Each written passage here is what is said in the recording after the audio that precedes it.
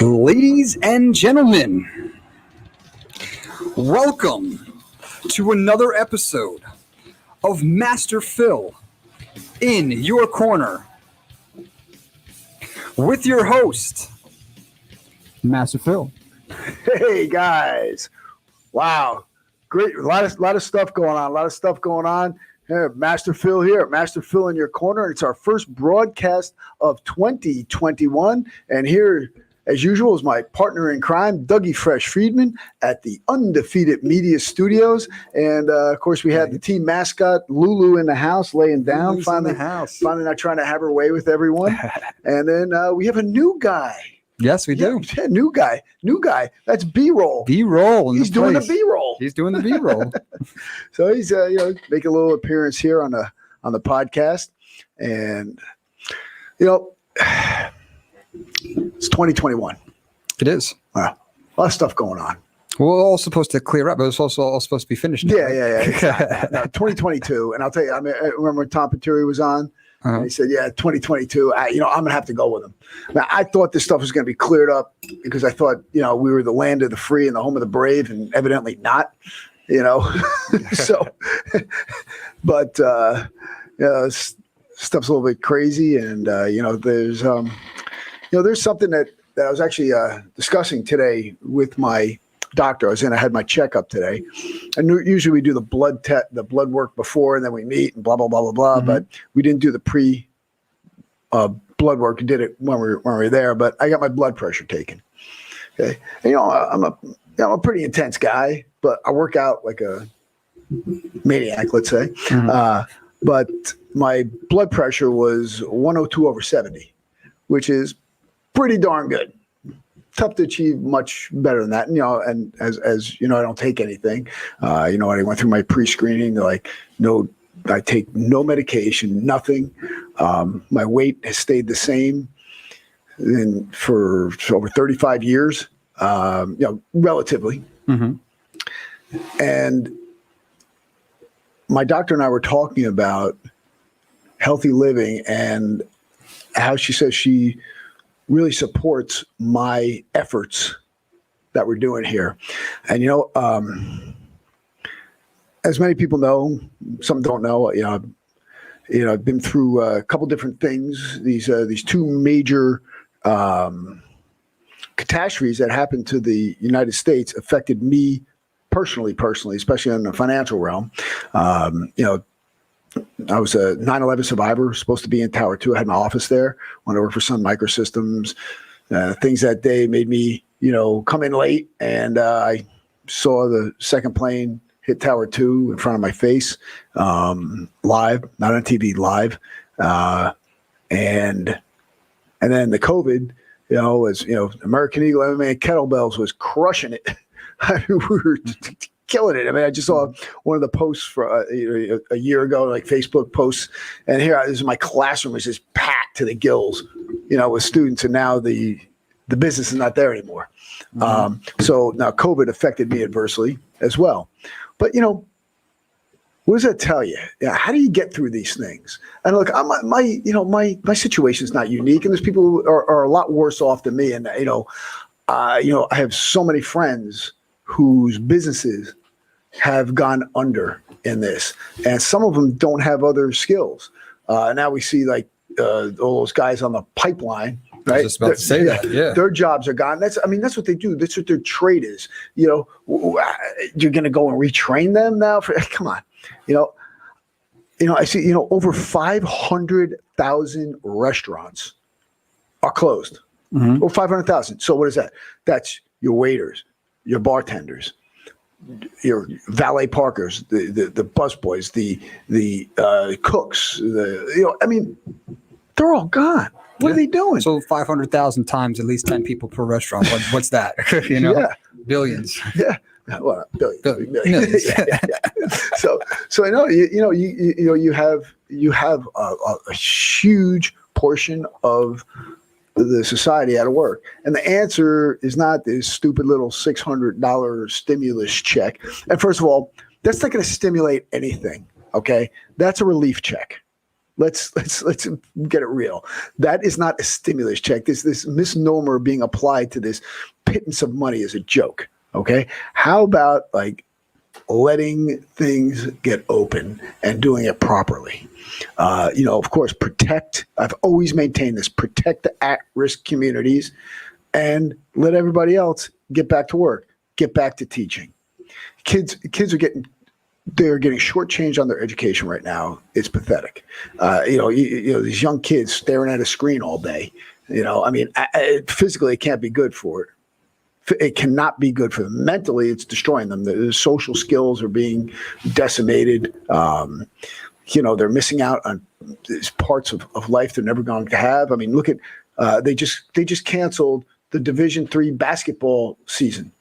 So all these guys, it's their last chance. That's their last chance ever. They're not going to make it to pros. Not too many D3 basketball players are making it to the pros, okay? So this is their last chance and never going to get to do it. I mean, come on, it's ridiculous. And look at the kids at high school seniors. I mean, some of these are never going to play basketball again, and the season's canceled or seasons are like a week long. It's sad. But, there is one thing, and I wanted to get through my message, something,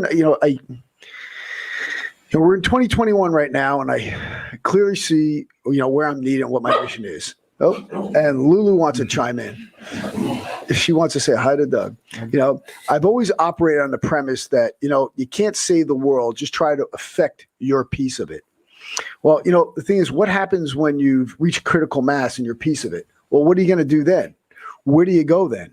Well, naturally, you need to reach a wider audience. So, one that compels one to spread out and seek these larger audience and speak to what you know and observe with the goal of helping others in mind. Because if you look at everything that I'm geared to do, the training I do, the postulates that we put forth, they all, if you follow them, they will make your life better. Okay. So, you talk about like the why, like why would I be doing this? And, that's kind of an easy question for me because, I have a certain skill set that I've worked hard to attain. And these skills have made my life better and more fruitful. And they've given me options, and I want to share this knowledge with others so that their lives can be better as well. And if everyone tried to help others live better, I think the world will be a better place. So, that's why I'm trying to get my message out to as many people as possible. And, sometimes I come across like a hammer, which I don't know, I am, but it's okay because what is my goal? My goal is to get this word out to others. And you know what? Unfortunately, there's no easy way to say it. You look at our country, 42% of people are obese. And then over 70% are overweight. Now, only 20% people meet the minimum amounts of daily exercise. And do you know what the minimum amounts of daily exercise are, Doug? I mean, Lulu's getting hers right now, but what are the minimum amounts of daily exercise? A mile a day. Yeah. Okay. Well, that could be it. It takes you long. You should do 1/2 hour of moderate to light exercise a day, 5 days a week for 150 minutes a week, or you do intense training for 75 minutes a week. Okay. Yes. Lulu's doing intense training right now. All right, relax. Okay. You guys saw this? It's hilarious. They kind of can a little bit. I have a gender confused dog. I just love the snot out of her, man. She's just awesome. All right, relax. Well, we should go to bed after this. I know. She'll calm down. All right, get it out. Oh, there you go. So, all right, good girl. Okay, go lay down now.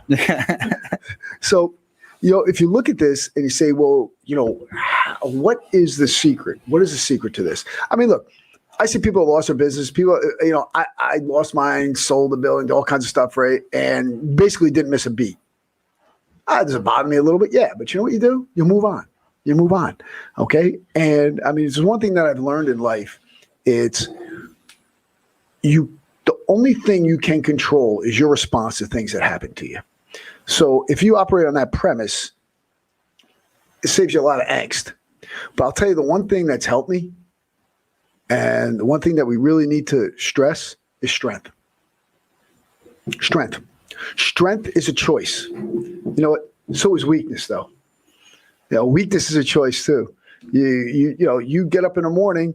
If you want to get up in the morning, and if you want to do your squats, your push-ups, your sit-ups, your bridges, and I do some neck exercises too. I do that stuff every day. Okay, every day. So that's a choice I make. And it takes you 5 minutes, and it gets the blood moving in your body. You know, it's funny because, my wife's in bed. She's, oh, my God, my back hurts. I'm like, yeah, of course mine does too. Everyone's does, especially as you get older. And you know why that occurs? I do not. Okay, well, what happens is when you lay down at night, you go to sleep, right? Your discs expand. Like there's like stuff in them that grows back, right? Yes, they're fluid. Fluid. The discs are sacks of fluid, basically. Okay. And what happens is they expand when you land because there's no pressure on them. Mm-hmm. And then what occurs is through the expanding disc, it puts pressure on the nerves. And that's why, especially when you get older, your discs are a little not as good as they used to be. And you have like spinal stenosis, maybe everyone's got a little arthritis, so forth. So it's that balance is shifted when you're sleeping. So you have to get up and move and get that fluid moving and push it back out so that you feel better. Like right now, my back feels great. Right? And I mean, I had a surgery on my neck. I broke 3 bones in my back. I mean, I do crazy stuff when I work out, and it feels great right now. Okay, because I mean, I got up. I did a sick workout today. Nice. I'll just have to share it with everyone. It's really cool. I do my normal warm-ups. I did 500 skips on the rope. Did my stretches with a bow staff, and then I did some mobility work, and then I do with a kettlebell. I do this mobility routine where it's an arm bar, a side press, and a pullover. So I do a couple sets of that. Then I went into the meat of the workout where I took a good-sized kettlebell, hit 20 swings, and then boom, 8 pull-ups. And I did that back and forth for 5 sets. And I'm talking like each pull-up, I come to the top and hold. Okay. So I want them perfect. And then next set, I did goblet squats, 10 reps. And then I did incline push-up. Well, actually decline. I had my feet on the incline, my hands down, 25 reps. I did 5 sets of those. And then I did this it's called a chain where you link one move after another. So I did clean, high pull snatch, 5 one side, 5 the other side. And then 3 sets of that. And then I did this thing where I take a medicine ball and I go as fast as I can side to side and really hit my outer abs, the obliques. And I did, a 1 set of burnout, stretched out. Then I went to the doctor, showered up, went to the doctor's visit. But that's what I worked out this morning. So if you get up, do something. Okay, look, I understand maybe you don't have an hour or 45 minutes, workout in the morning. I think my workout was about 40 minutes total. 50 with all the stretching. But get up and work out. Strength is a choice. Okay. I say, well, gosh, how do we attain this elusive survival tool? I mean, strength is a survival tool. Think about it, right? Yeah. When you see people, right? Nobody says, oh, wow, isn't that awesome? That girl is so weak, or that guy is so wimpy. Isn't that awesome? No, they say, hey, look at that dude. He's strong. Wow, look at that girl, man. You see her lift it, right? People love strength. They're impressed by it. Why? Because it's a survival skill. It's something necessary for us to survive. And the thing is that, eventually we are going to have to face adversity, and we're going to have to find ways to survive. And look, and it can be anything, and people have different levels. So they have different levels of what they're going to face, but people are going to face adversity. Some people have really terrible, terrible things to face, but everybody has some type of stress and strife in their life. And in order to handle that, give yourself the best chance by, having strength. So, one of the things is that, one of the most important things to do is you have to face yourself and face fear. Okay. you have to face the devil. Sometimes you have to look the devil in the eye itself. Because if you think about it, most trepidations that people have are based in self-doubt. Like, oh, I can't do that. I'll never be able to. Oh gosh, they see somebody. I'll never be able to do a push-up. I'll never be able to do a pull-up. And you know what? I think they're wrong, because I think unless you have something significantly physically wrong with you, you will be able to achieve these goals. Okay. But if you allow it to overtake you, and you allow your fears to suppress you and stop you from doing things, you're never going to win. So this is something you have to do. You have to learn to face these fears. I mean, I've had people come in, oh, I can't do a push-up, never do it. Yeah, you can. You can. I can have someone who can't do a push-up by the time they leave. And B-roll's like, yeah, what are you talking about? Yeah, okay, maybe they can't do a full push-up on the floor, but they can do one on a countertop, right? And if you can't do that, you can do it on a wall. Start somewhere, and then prepare yourself for success. It's kind of like when you're training a dog. You can't expect them to do everything from the beginning. I mean, I know you saw me before working with it, right? I have to have them do it in small steps. You have to build to it. You have to build the confidence, and you have to build the confidence in yourself, or find a good coach to build the confidence, for you. So here, if you look at it, and it's small steps, you have to planning. If you're a runner, right? Say, well, gosh, I'm going to run the New York Marathon. It's next week. Yeah. What do you think your chances of success are?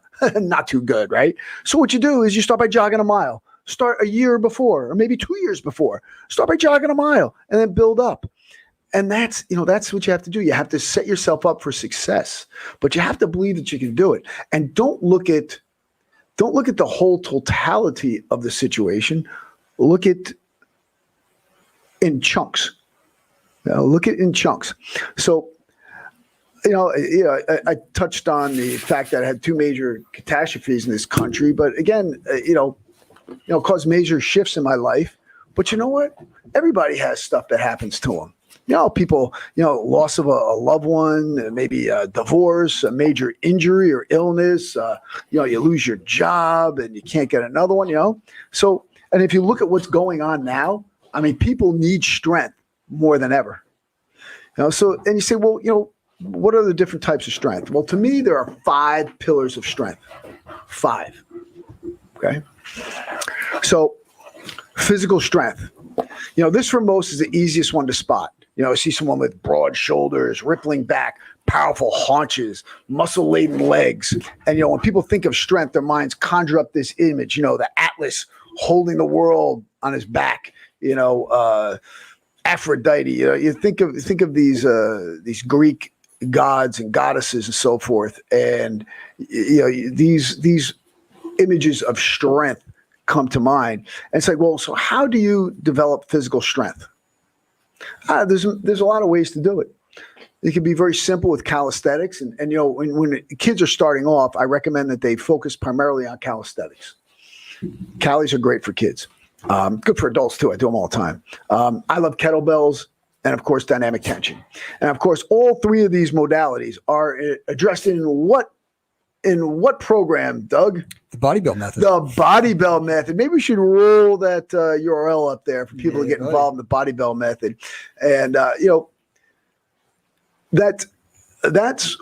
these are some modalities that afford you strength.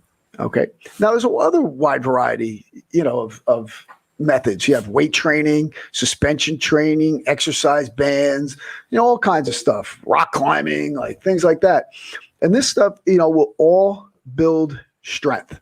The cool thing about doing, of course, somebody, talk about the Body Build Method a little bit. Cool thing about doing that is that you can do it in a relatively small space, a 6x6 space with relatively few items. If you have 4 kettlebells, jump rope, and a pull-up. If you have a pull-up dip station, even better. But if you just do a pull-up bar and you can have 2 metal chairs to do your dips, I mean, you're set. That's all you need. You can achieve full, total body conditioning and strength with just that. It's just the right programming.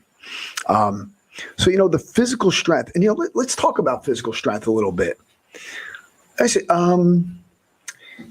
if you have a good workout, how does someone feel after having a good workout? Great. You got a lot of endorphins going. Right. The endorphins going, right? And then, and what do you think if let's say B-roll, you go out there and you went in the first day of bench press, you can do 100 pounds, right? And all of a sudden, 3 months later, you're doing the 150, 120, 125, 150, whatever it is. How do you think that feels? Pretty good, right? Like I felt like I accomplished something. So this is what you're doing. You're instilling confidence and belief in yourself through strength. You'll walk different. You're going to release those endorphins like we were just talking about, right? You release those endorphins, your mood gets elevated, you feel better about yourself, you feel better about other people, and you're doing something good for you. This physical strength is key. You have to have physical strength. People like say, "Oh yeah, I run or whatever." Running's good, cardio is good, but you need strength. You need strength. I mean, like, look, I had a couple of champion cross country runners. I mean, I'm talking nationally ranked people who trained kettlebells with me. And they didn't run as much as other people that they would blow away. Well, why is that? The strength component from the kettlebells. Your diaphragm, if your diaphragm is stronger, how does that make breathing? Does it make it harder or easier? Easier, right? And the whole thing is that you're trying to pump blood into your muscles. And if you're breathing better, you're a more efficient machine. Therefore, you can accomplish tasks better. So, it's a very, very important aspect to any fitness regimen. I mean, you need to have strength training. Training enables you to reach for things. When people get older, one of the things that, they can't reach to get things. The other thing is that, bone density, especially as you get older, right? If your bones aren't dense, if you're not constantly causing the cells to layer up through resistance training, through weight-bearing resistance training, you're going to have weak bones. And I'll tell you that falls are the number one thing that kills older people. Okay? So physical strength. Again, you want to address that physical strength. Get into a strength and conditioning program and adhere to it. It will bleed into everything else in your life and make everything else better. Another pillar 2, emotional strength. Let's talk about emotional strength. Emotional stability is critical to human survival and for success. Think about it. Think about how you see people when they lose it, right? Mm-hmm. And they lose it emotionally over, maybe they had a bad breakup. Okay. And the girl or the guy just crawls into that hole and, collapses and can't function, gets sick, gets physically sick from this stuff. Okay. Yeah. All right. You got to learn to have this emotional strength. You have to be able to compartmentalize things and put things in perspective. Being a strong person is both in mind and in body. And this emotional stability, emotional strength is an attitude that you have. I mean, like again, if you look back, I spoke to the sorry guys, we're laughing like little Lulu. I thought I was, keeping her occupied by playing tug of war, and she won. Yeah, evidently, right through. Yeah. She's a trip. Well, here you go. So much for that leash. Good thing I brought another. Very good. I think the next one I have to get is just metal. Although she did break out of a metal cage, so the dog is something else. So, but we're working on that. So, emotional stability is critical. So many people do not have emotional strength, and the thing that people have to realize is that things that start in the heart and the head also can end in the heart and the head. So what you have to do is if you're in an emotional situation and you lose somebody or, something bad happens, say, well, why do I feel this bad? Mm-hmm. You have to question yourself. Hey, and how did I put myself in this position? So look, everything's a learning process. Everything is learning. The same thing if you lose in sports, it's an emotional thing, right? Mm-hmm. Learn from it. Use it as a learning experience. Look here. If you're if you're a fighter and you're out there fighting and you move the wrong way and the guy tags you, you can't sit there and think about that and dwell on it because guess what? You're gonna move the wrong way again and get hit. Mm-hmm. You're a defensive back in football. Somebody burns you on a pass. If you keep dwelling on that, guess what's gonna happen? You're going to get burned again. Yep. So you have to put it in perspective, compartmentalize it, move on, and then reflect back. Why did that happen? And then take measures to not allow that to happen again. I'm no doctor, Mm-hmm. but there are cases where people who have been sick put on a smile, started dancing, started having a happy face, and overcome some diseases. Yeah, it's all that emotional strength. Like they are willing themselves better. Mm-hmm. I mean, I'm not going to recommend, if you have like lymphatic cancer, don't go to the doctor. Just walk around with a smile and you're going to be cured. No, that would be incredibly irresponsible of me. But you know what? It does work and it does help. I'll tell you, you're going to see all these 5 pillars are tied together. Mm-hmm. And one more too. Yeah.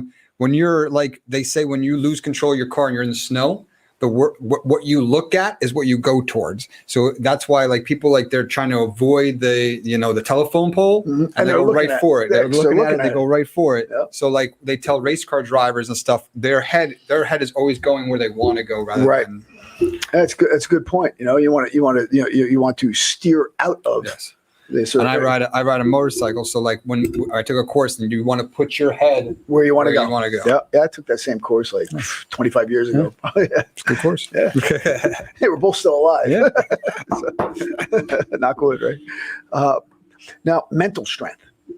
Now, people say, "Gosh, mental strength, emotional strength, aren't they the same?" Well, no.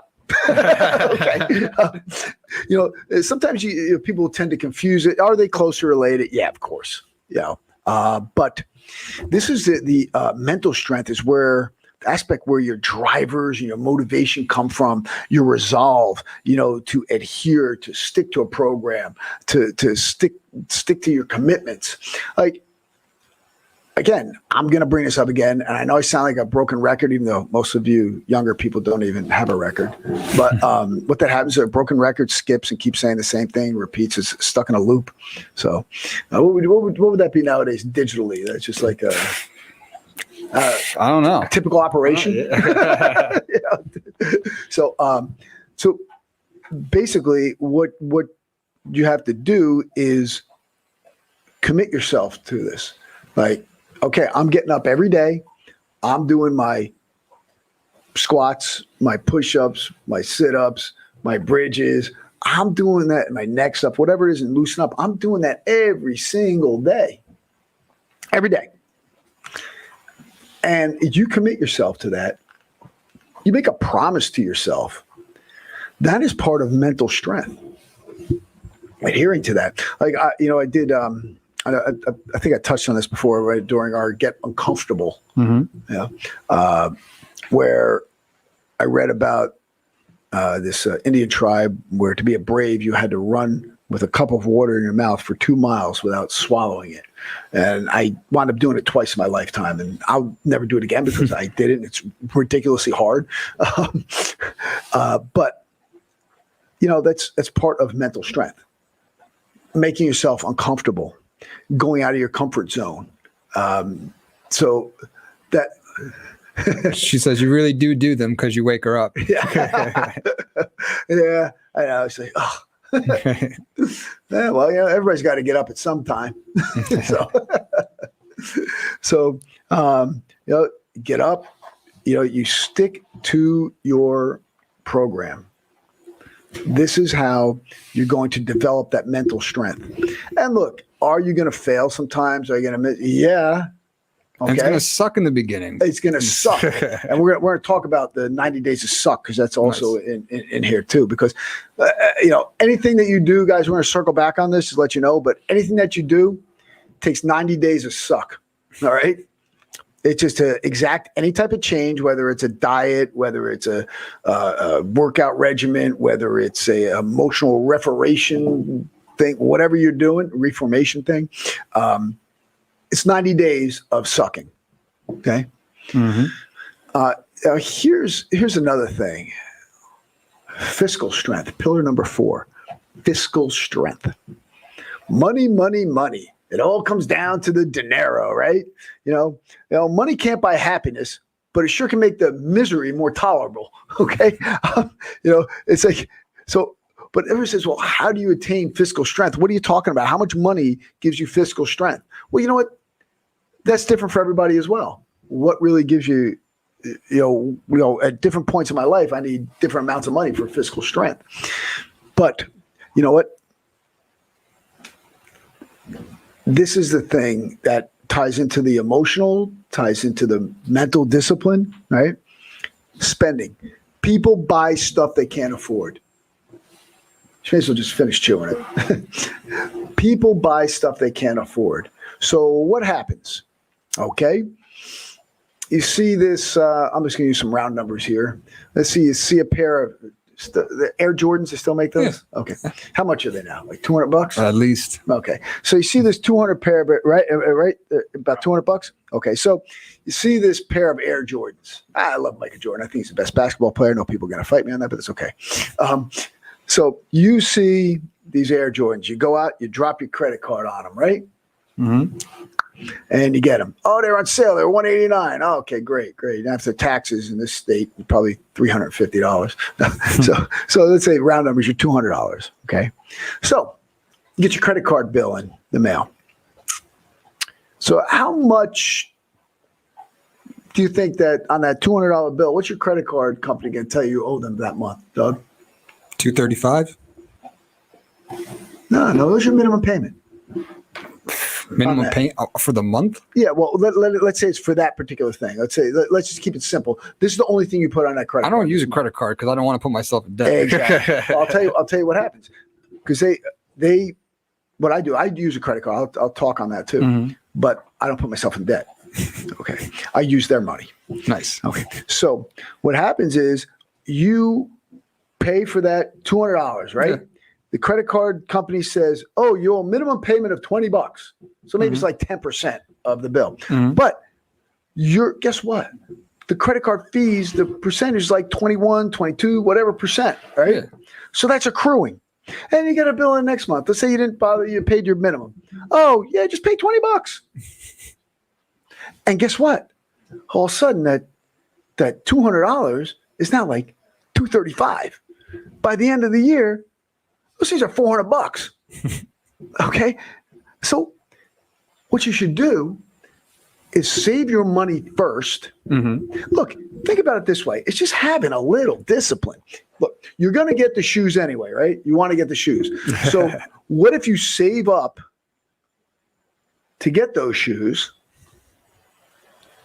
And then when you have the money, I got the money sitting in my bank account. It's right there, B-roll, right in the account. Okay. I buy the shoes. They're $200. Credit card. So now I still haven't paid for them yet, right? Mm-hmm. Still living the American dream. Got some I didn't pay for yet, but all debts come due. Mm-hmm. That's what gets me about our national debt, but that's a whole nother thing to discuss. But all debts come due. My debt comes due at the end of the month. Oh, here, pay you $20. No, pay it all off. So guess what? I had free money.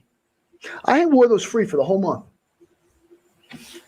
And it didn't cost me. It didn't cost me anything. Who was fronting my money? The bank was fronting my money. Now, most people don't do that. Most people pay the minimum. Or then and they wait, and then they finally pay more money out. But they don't realize how much. Oh, gosh, I'm going out to dinner. Oh, I'm going here. I'm getting this. All of a sudden, they got $2,000, $3,000, $5,000 credit card bill and a minimum payment of $50. Okay. And the interest racks up. Okay. Hey, it's called discipline. It's called creating fiscal strength. Okay. The Richest Man in Babylon. You familiar with that book? Yes, I love that book. Yeah. Great book. Yeah. You obviously know that I stringently abide by that. I actually did it before I read the book. I graduated college with over $3,000 cash in my pocket. All right. I hustled. I worked. I didn't go in debt. All right. So the Richest Man in Babylon has a thing called the 10% rule. Mhm. Okay, I'm going to sum it up for everybody, so you don't have to read the book. But it's a good book to read. Good book. But yeah, it's honestly, it's written kind of Well, it's supposed to be like a story, yeah. not like just like a how-to Yeah, book. It's yeah. more supposed to have like a storyline. Yeah, it does. It's Like I don't know if this Babylon even like Babylon's a place, right? yeah, It's a real place. It's a wasn't real like place. fic- all Yeah, right. it was really there. Like the Tower of Babel and all that. All right. Yeah, it was in Babylon, I think. So the Richest Man in Babylon. So it's a 10% rule. So what are we talking about here? 10% rule. So out of every paycheck, that 10% of it is a bill that you have to pay and put away. Mhm. No matter what, I don't care what it is, put that away. But in order to be able to do that, you can't overextend yourself. So the thing is that one of the other rules is don't buy something that you're paying over time that you can't afford. Okay, it's different if you understand if you have a car or a house, a home mortgage. You know, it's a little bit different because it actually helps you in some instances to carry that debt. But let's look at these other things. Like, you know, don't put gas in your car and pay credit card fees on that. That's silly. Mhm. Okay. So what you have to do is you have to exercise discretionary purchases, discretionary buying, and not just overextend yourself. Live within your means. I definitely live within my means. My wife yells at me all the time. I mean, I'm finally getting new sneakers because the bottoms were wearing out. So it's like I have boots. I have one pair of boots, my Sorels. They're 30 years old. Okay. Look, you see the stuff I wear. I kind of wear the same stuff. It's like, but I'm not just, if I need something, I get it. Mhm. But how much do you really need? I mean, look at it this way. Stuff that at one point for us was a luxury. Air conditioning used to be a luxury, right? How can anyone live without it now? Oh my God, I can't live without my air conditioner, right? Air conditioning was a luxury years ago. Now it's a necessity. A car was a luxury. Now it's a necessity. Color TV, right? Oh, I gotta have cable, gotta have this, blah, blah, blah, blah. No, you don't. Okay. You look at all these different, I mean, look here, let's take cable TV for a second. Okay. You can easily be paying $270, $300 plus on a cable bill. Mhm. Okay. I mean, look, if you like our area, like, we need to have cable. It's the only thing that comes in. So I got the cable package, just the box, one TV, internet. I made them give me a free phone. You get voice over IP. It's free, $120 a month. Okay. Mhm. So I get channels, whatever, 2 through 21, whatever it is, right? Nothing else. Everything else I use smart TV. So I get Hulu. I get a free Hulu because of my phone. I get a free I got Amazon Prime, so I get all that stuff for free. And then my wife was complaining about, I can't watch my cooking shows or whatever else. I mean, okay. So I want to find this Philo TV. They should get them to be a sponsor here. Philo TV, because it says Philo. $20 a month, 63 channels. I get all kinds of stuff on it. It was funny because I was scrolling through and they have one of those infomercial channels. I'm not lying. What's the first infomercial you think I saw on it? Your infomercial. I was laughing. I'm like, hey, look. So, and that's $20 a month. Look, I'm saving a lot of money by doing it this way. And then what I did was, because sometimes the cable Wi-Fi is not so great. So what I did was I bought the Google Nest, the routers. So I got the 3-pack. So I have all the Google routers all over the house. Nice. Yeah, got them for $200, and then That's done. So I got 3 of them. So they feed off of the one router and are going to the other ones, and boom. So I got Wi-Fi all the house. Nice. Yeah. I mean, look, there's ways to do it. What you got to do is take your time and look at it and exercise discretionary spending. There's no reason to overreach yourself. Look, I've got kind of cool cars and trucks, right? Mm-hmm. But, I made it so that I did not overextend myself. If you overextend yourself, look, people get these leases, okay? First of all, if you get a lease, unless you can write your lease off through your business, you should not lease a car. Well, so I'm going to try to not name names or establishments, but with the pandemic, it's tough times for people, right? Oh, heck yeah. And Terrible. And they're giving away free food at this place, right? And Where? I want to go. Well, I'm trying to leave it neutral because like there were, and I know everyone's got different situations, but there were times where Mercedes, Lexus, BMWs are pulling in here to pick up free food, and it's like sometimes people, especially around here, keeping up with the Joneses, they much rather drive around their nice car, but they still got to put food on the table. Right.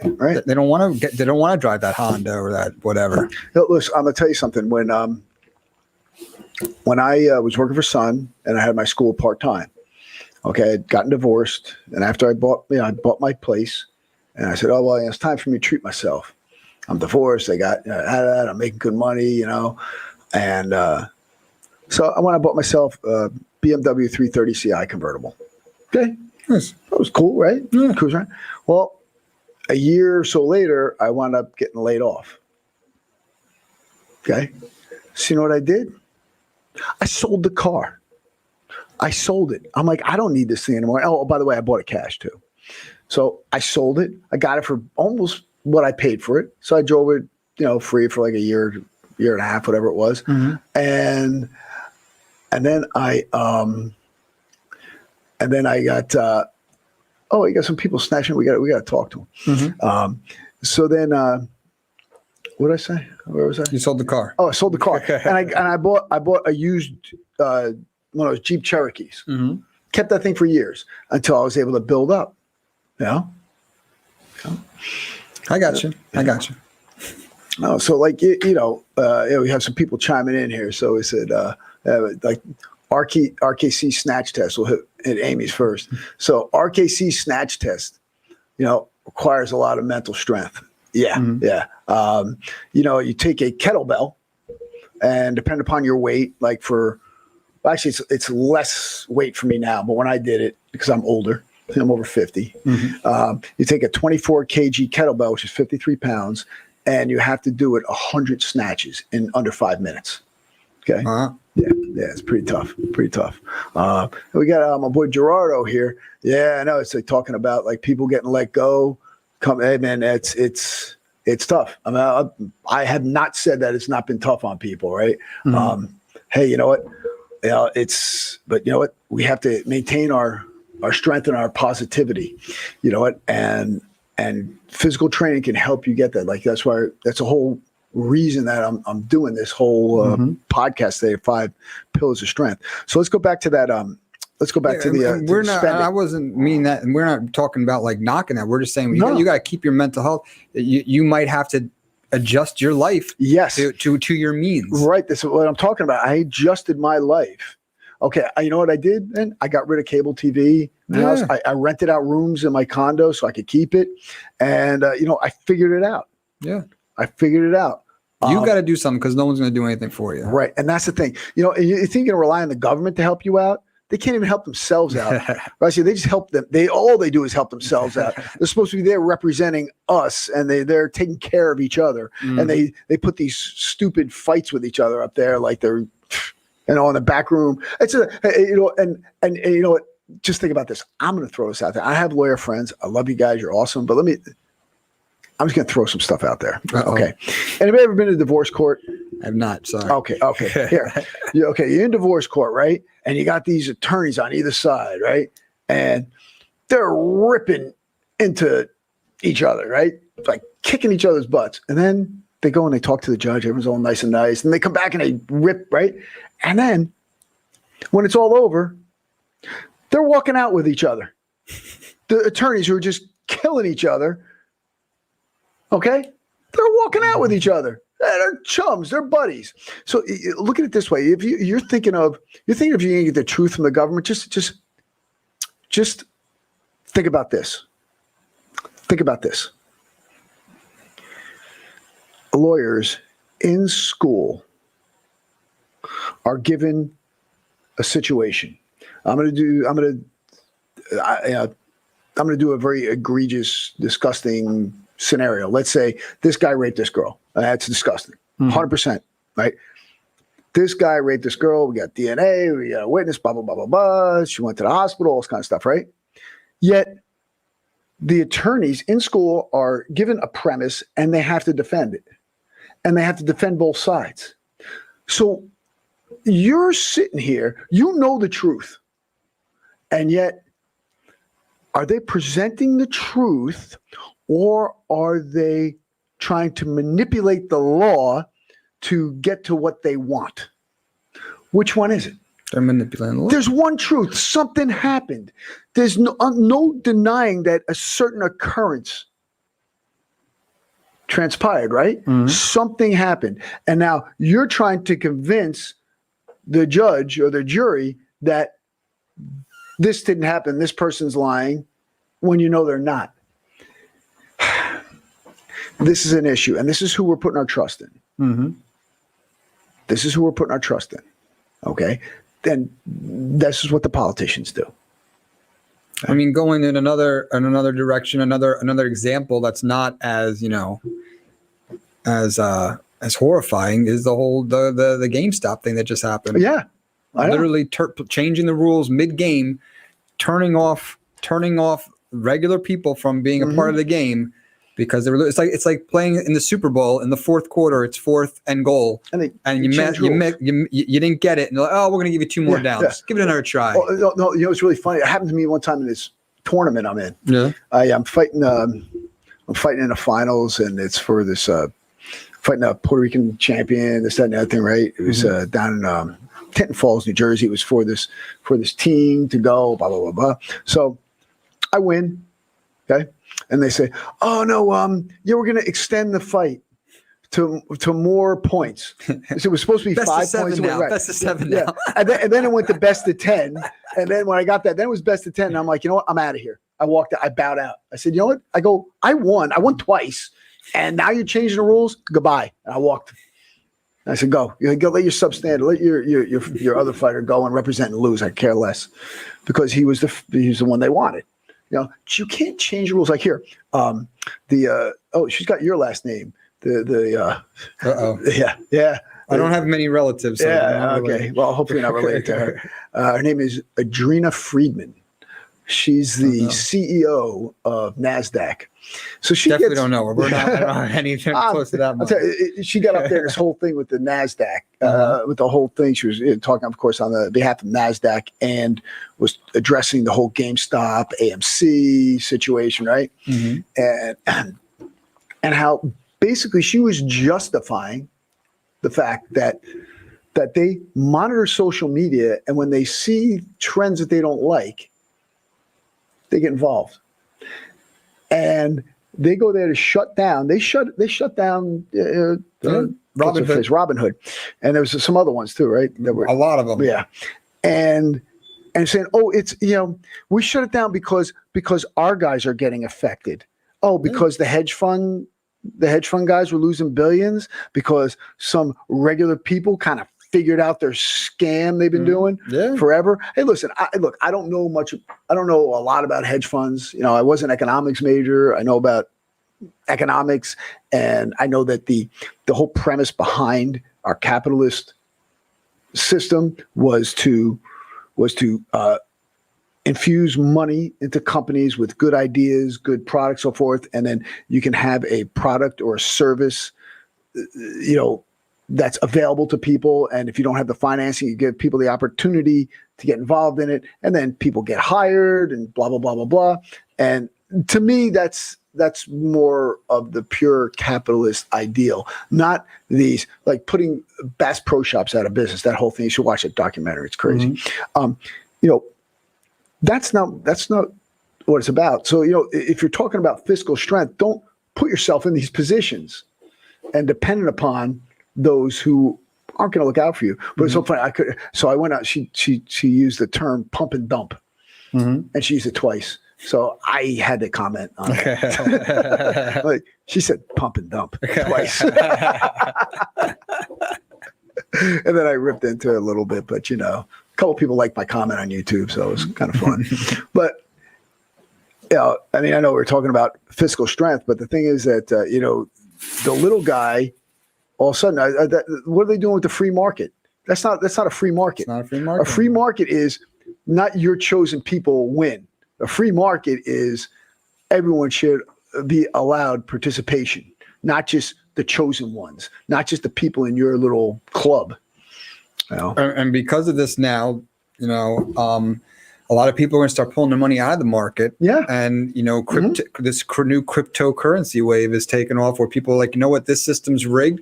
And the attractive thing about this new cryptocurrency is it's a decentralized entity. It's not run by any government. It's not run by any.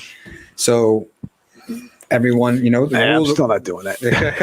I don't. Just saying. Yeah. We're going to start seeing a big wave because people are starting to lose faith in the economy. Yeah.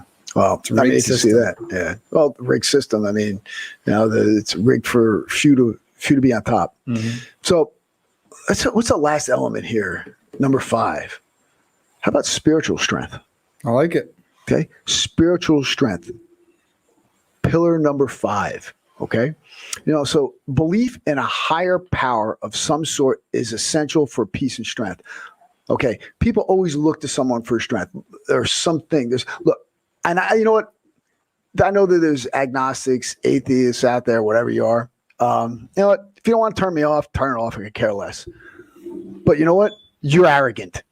You're just an arrogant person. Because to think that human beings are the end-all, be-all, we're not. There's something bigger than us. There's something better than us. There's something more important than us and more powerful than us. Okay. And there is something after this life, because if there wasn't, what are you doing here? Okay. Why are we building a society? Why are we doing these things? I mean, here, you want to see how small you are? Go climb to the top of a mountain and look out. You feel pretty insignificant, right? Find yourself in the middle of the ocean, or just look out at an ocean. How small is the human being? I mean, you're nothing. Mm-hmm. You're nothing, pal. So you know what? There's something out there that's bigger and better and more important than you. To think that you are the end all be all is a very arrogant attitude. Mm-hmm. And you know what? Finding that, and they say, well, I don't agree with this with the religion. I don't agree with that with the religion. I don't, hey, you know what? It doesn't, even if it's maybe not a religion per se, but it's a spiritual thing. I'm not preaching about any particular religion, but you know what? Try some spirituality. Try getting, try immersing yourself in that. And look, there's religions around the world that they pray. Some people, they go pray to a rock or something. I mean, who am I to say that's right or wrong? I'm not judging anybody, but you know what? Look at the Native Americans. What did they had the sun god, the eagle, the wind, right? I mean, what's wrong with that? That's spiritual. That's spiritualism. There's something bigger, something greater. There is something bigger and greater than us. And it feels good when you can admit that and when you can embrace it. I don't care whether it's Buddha, Muhammad, whoever it is. Get in touch with that spiritual aspect. And if you put these 5 pillars together, if we talk about our physical strength, mm-hmm. That's something you can jump on today. Get down there, do the push-ups, right? You go on to your emotional strength, and putting things in perspective, compartmentalization, priorities. Okay. Mental strength, right?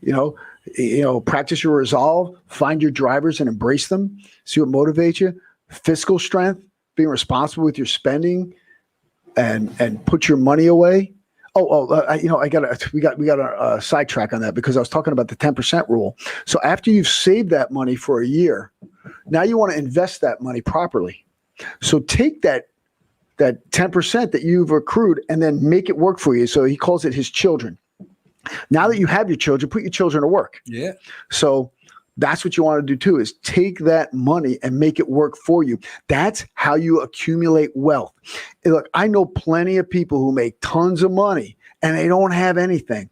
Look, I walked around my neighborhood the other day and I live in a nice area. Well, I live in the Section 8 housing of a really nice area.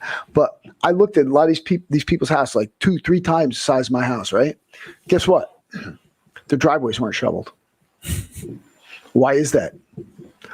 I don't know, man. The times are tough. Did they lose their job? They don't have the money to shovel the driveway. They don't have the money to someone to plow it, or they're too lazy to shovel it. I don't know what the deal is, but I saw more than half of I took Lou on a 2.5 mile walk. More than half of the houses did not have their driveways done. And we had a lot of snow. Okay. And a lot of them had just tire tracks going right across, they pulled in and out, didn't bother shoveling a driveway. I don't know why is that? I don't know. No. So make your children work for you. Okay. Don't overspend. Never overspend. You have to set your budget. I'll tell you, when I was a young guy right out of college, what I did, I wanted to buy a house and I was living in my parents' house. I was out of my house, bought a house within a year and a half. You know what I did? I wrote down everything I spent and I stayed within my budget. And if I had something that I wanted to save up for, you know what I did? I saved the money the month before, the 2 months before, 3 months before, if I knew it was going to cost more money than my budget. So I had the money there. This is how you are fiscally responsible and how you get fiscal strength. Again, it's not how much you make. I know tons of people make a lot of money, but what do they have to show for it? Okay. If you just keep spending money left and right on things without living in a budget, you're never going to achieve true wealth. And it also gives puts you under a lot of stress, undue stress. So we touched on the spiritual strength there. So, listen, look, I don't agree 100% with what Catholic Church has to say, but I love going. I feel good when I'm done. And we got some great pastors. Our pastors are awesome. Priests are great. I like going. I feel good. I know and said, well, how do we make these changes? These changes are tough. Yeah, any type of change is difficult. Okay, so that's what I was talking before about the 90 days of suck. Oh yeah. It's funny. During studying and reading and so forth, people talk about this 3 weeks. To elicit change. Like 21 days. Yeah, it's garbage. It's garbage. It doesn't happen that quickly. Okay. It's 90 days. Here, if you look at it, just think about it. You do a workout routine, right? That's 90 days. Right. Okay. You're getting ready for a fight camp, right? You have usually 10 to 12 weeks for a fight camp. Yeah. That's what, when you were doing fight camp, you plan 10 to 12 weeks back. That's about 90 days, right? Okay. So if you want to elicit change, you want to see if you're changing your body, you have to have at least 30 workouts in order to see that change. And you want to change them with every 90 days to shock the body. To change it up. So it has to respond differently. But you have to do it for at least 90 days, at least 3 months, at least 30 solid workouts in order to see any change. Yep. Same thing with a habit. It becomes a habit after 90 days, not 3 weeks. Okay, it's far too short. Far too short. So, that's kind of wraps up the 5 pillars of strength. If we have any questions, please. We had a couple of things in here. Now's your chance to ask, guys, before we rock off. If you have any questions from Master Phil, we are live and we want to make this as interactive as possible. So ask away. Yeah. But Phil, so real quick, just so we have a quick rundown, let's go with what are the 5, just real quick, what are the 5 of them? 5 pillars of strength. Yes. You have physical strength. Physical strength, You have emotional strength. emotional strength. You have mental strength, fiscal, and spiritual. Those are the 5 pillars of strength, and they all help each other. They all feed off of each other, and you need all 5 of them for complete strength and peace. I like it. Yeah. Good stuff. All right. Oh, guys, don't forget, we do have the Body Bell Method, and that's at thebodybellmethod.com. And philross.com. And philross.com. We also have the American Eagle Live on Facebook, as well as Ubiquifit. Actually, to join Ubiquifit, it's free, and you just kind of shop around, see what kind of workouts and programs you want to get involved in. And then we also have the Kettlebell Workout Library and Survival Strong, all available at philross.com. And if you have any questions, for example, if you want to have a question answered for the next podcast, I believe your email is philrossmmakb@gmail.com. Yep, you can shoot me an email there. And actually, our next podcast, we're going to have a really cool guest. Nice. No, this guy is awesome. Check him out, Burt Watson. He used to be the Joe Frazier's manager. That's how he got into. Yeah. And he worked with all the greats. He worked with Ali, Norton, George Foreman. He worked with all the greats. Back in the day, and he was with the UFC when the UFC first came off the ground, and he was with them for a number of years. Just left a few years back. But if you ever hear the guy go, "We're rolling, baby." That's Burt, man. That's Burt. And he was awesome. I worked at all 7 UFCs I coached at. He was, I had the pleasure of working with him. I'll tell you what, that's like, got to be the hardest working guy I've ever seen in my life. Nice. Well, yeah, we're going to talk about that. And I know you're surprised. You're like, no way. I'm There's like, no way tops you. I'm telling you, he does. I'm telling you, the guy, I've never seen anybody work like that in my life. Nice. Yeah. But Cool. all right, so let's wrap it up. And as always, we give our little shout. This is Master Phil. Master Phil in your corner. Strength and honor.